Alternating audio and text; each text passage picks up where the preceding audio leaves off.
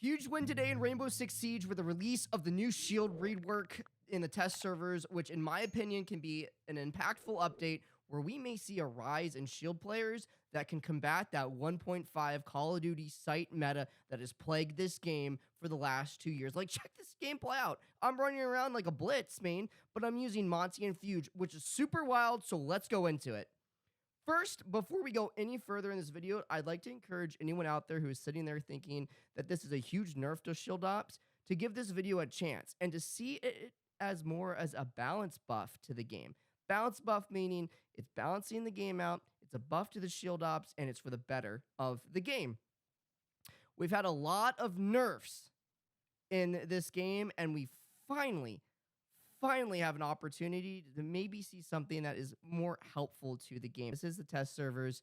This is not the final product. So the gameplay you are watching might seem a bit rough, and there are some bugs in the test servers. So if you decide to download the test servers and try it for yourself, don't get pressed. Just remember, Ubisoft will have to crash their servers and then break their game in order to make this patch work smoothly. But just, for a reminder, if you do download the test servers, it might not be the best.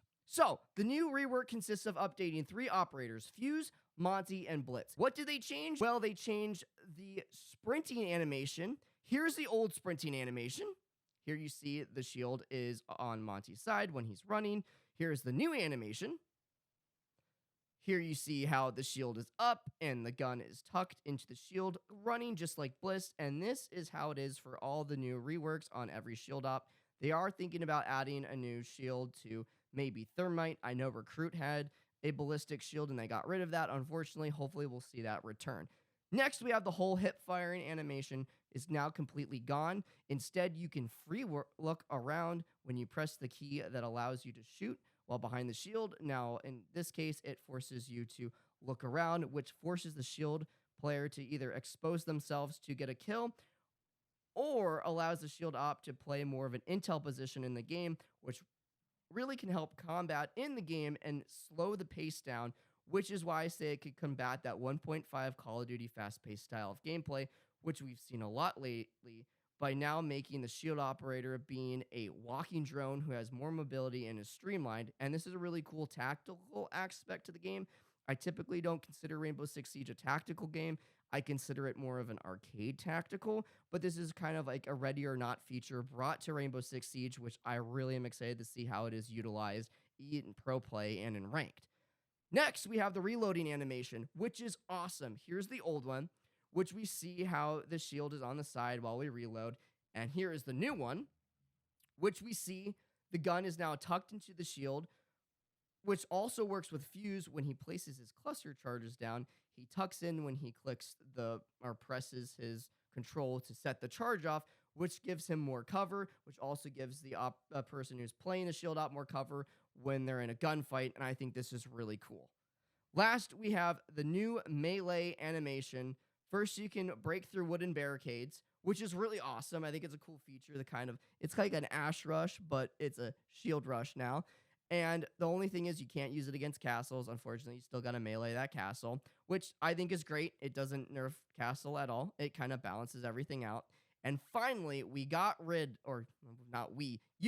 got rid of that one-tap shield BS. Like it or not, it was cancer to this game, and I'm glad it's gone.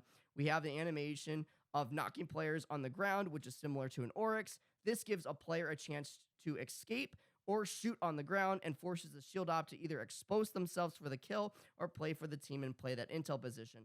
If you still want to melee that person that you knocked on the ground or push through the wall in this case, because you now can knock them through walls like an Oryx can, you have to hit the opposing player 4 times with the shield, which for the game to register it as a knife kill or a melee, which I think is really cool and gives you a chance to kind of bully that player and maybe just leave him and your teammate could pick up that free kill.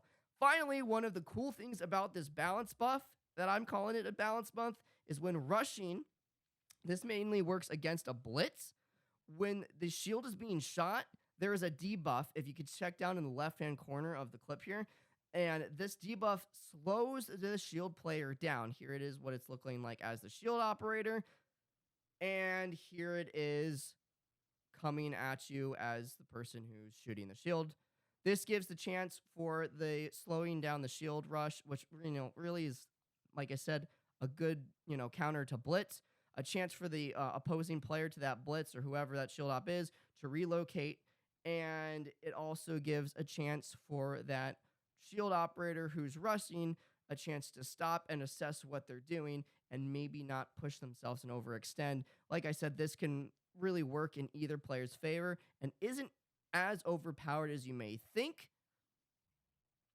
But in the end, I'm really excited for this update to Siege. It's really cool to see Ubisoft ditch out a much-needed W. At least in my opinion, I think it's a W after all the grief we've had, especially with the servers.